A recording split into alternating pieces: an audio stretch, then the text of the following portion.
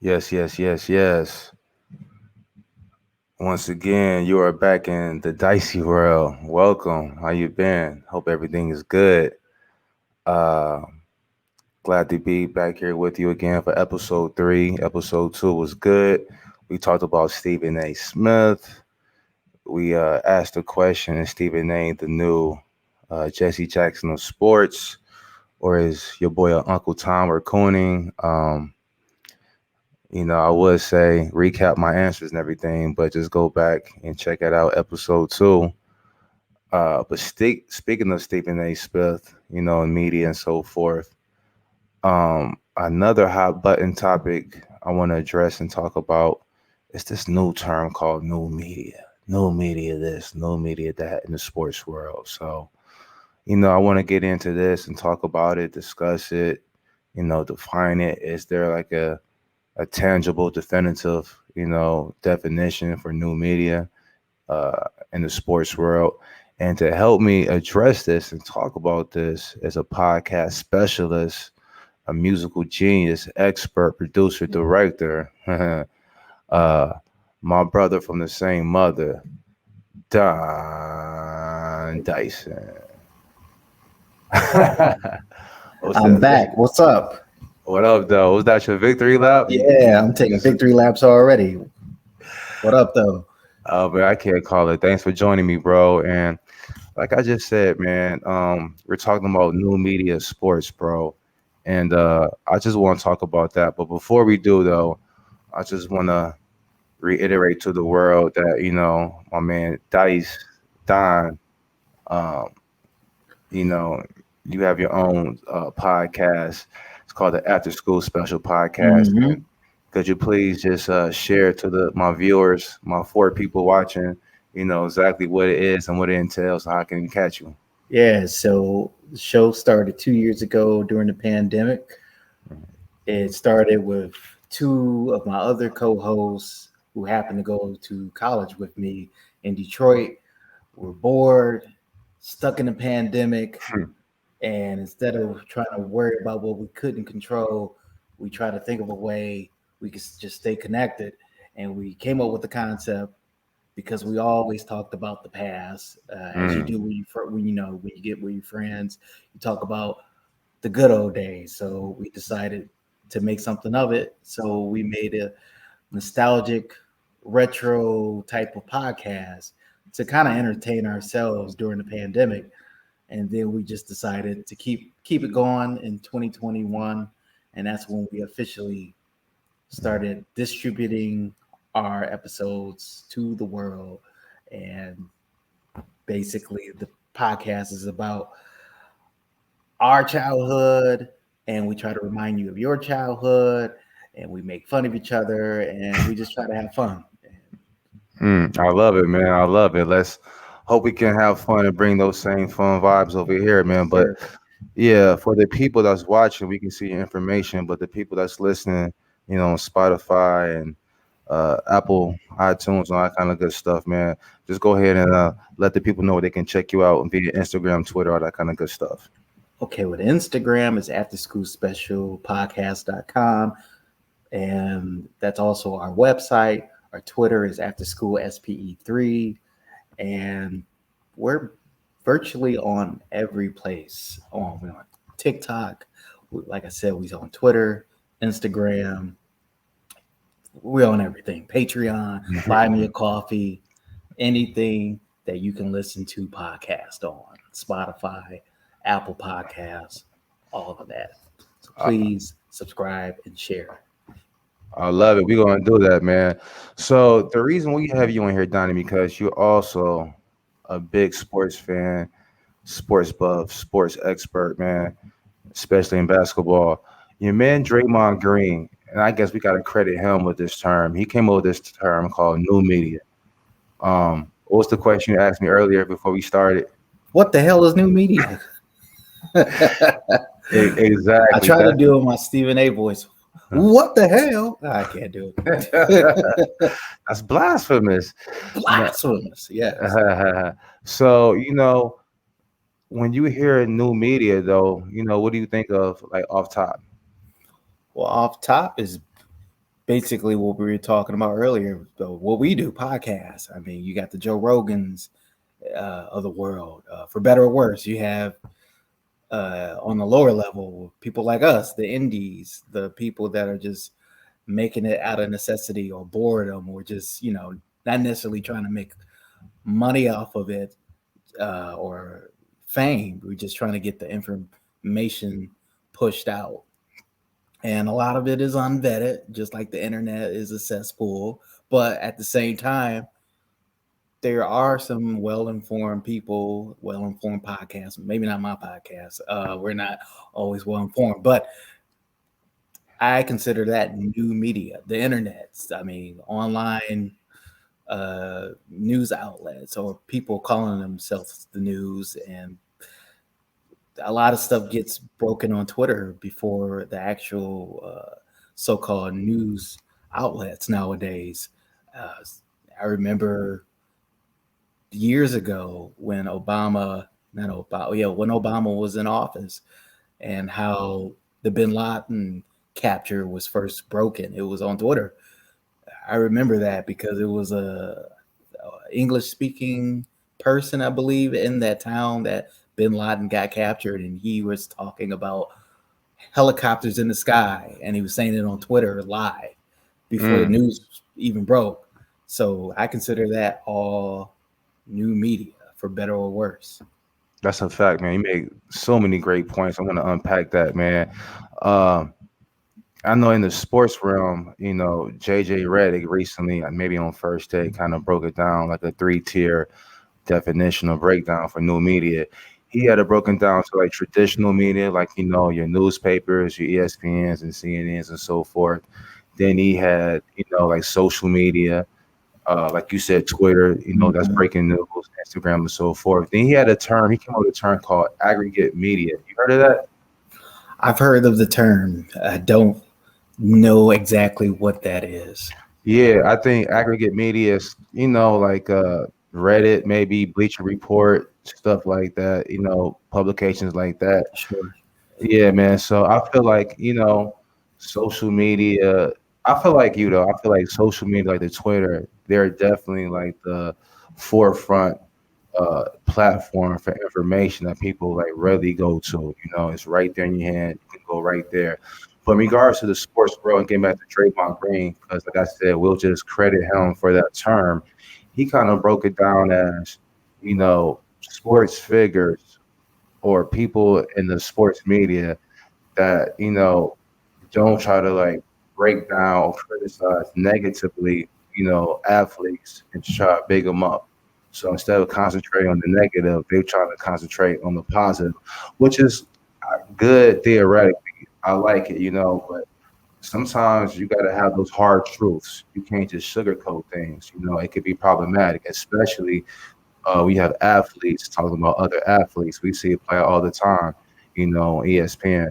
But to me, though, man, I feel like new media is kind of like what Draymond Green is doing right now. Like, I really thought new media was like, in my mind, like old players, recently retired players like JJ Redick or Kendrick Perkins that's, transition to the media. And we say that a lot. But in my mind, I feel like new media is people like Draymond who are like active athletes that's what I'm saying in the media right now, kind of taking over, taking control. You got the Draymond Green podcast, you got the Knuckleheads podcast with who's that? Quentin Richardson and Darius Miles. You have the what's the other one? Up in Smoke. No, All the Smoke with Matt Barnes, my man Steven Jackson. Now they're not really active players, but I feel like they came out with a podcast and until end. I feel like the new media, those kind of like platforms, people are heavily gravitating to those platforms and to those podcasts and to those shows, because they're like the new guard, the whole sports media, sports platform. People are feeling, they're getting tired of the outdated media, your old Skip Bayless's, Stephen A's, for example, or etc. But the thing that's kind of tricky though about the new media, even though it's very popular right now, and fans they would rather hear firsthand testimony, from a player, the player that's coming directly from that locker room, and give you that insight, open that world, open up that curtain and give you the insight what's going on in sports world from the mind of the athlete and so forth. So that's good. But a lot of times though, man, these players, they don't want to just, you know, keep it real at all times at the sake of not want to sound like a hater and so forth. And sometimes you got credit. I mean, you can't just poo-poo these reporters who've been doing this for 25, 30 years, man. It's an art and a science to this. You just can't come out because, you have a popular podcast or you're cool, you still playing and so forth. There's like levels to this, man. You gotta have like savvy. You gotta be recorded like Stephen A. 25 years, it's like a certain etiquette, certain questions you gotta ask, man. It's just certain things you gotta know, Then do. you're hitting on a point. I mean, the But, reporters, the mhm, journalists are supposed to be the checks and the balance between the athlete or the subject that is being covered, and they're supposed to be the conduit between the subject mhm, and the people that are looking for that information, which mhm, is the regular public. So when you have, I mean, the NBA is known for player empowerment. So on one hand, I love it.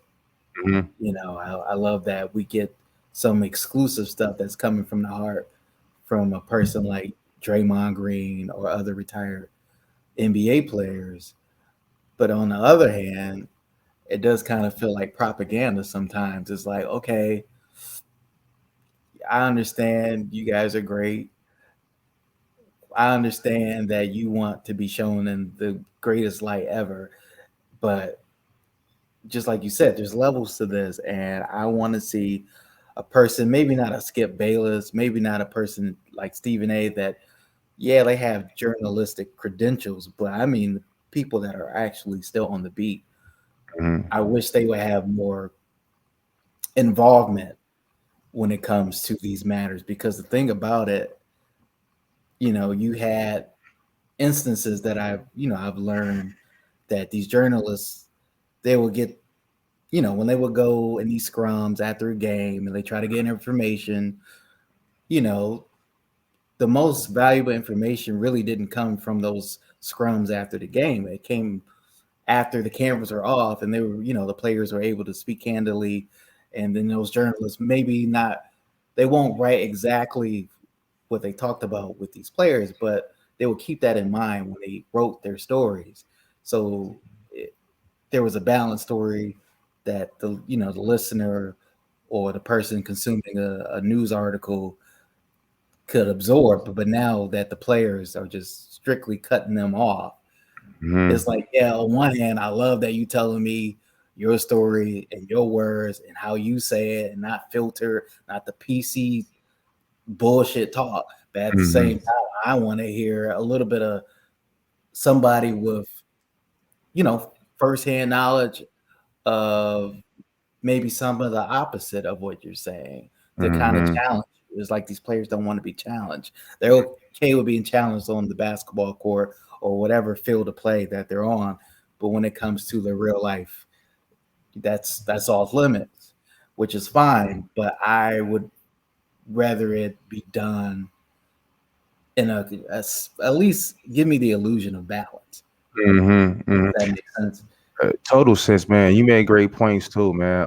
It's definitely player empowerment movement going on, and it's definitely entertaining, man. But Which I love. Do you love that? I do like it, man. But sometimes, though, and I want to call certain players out, but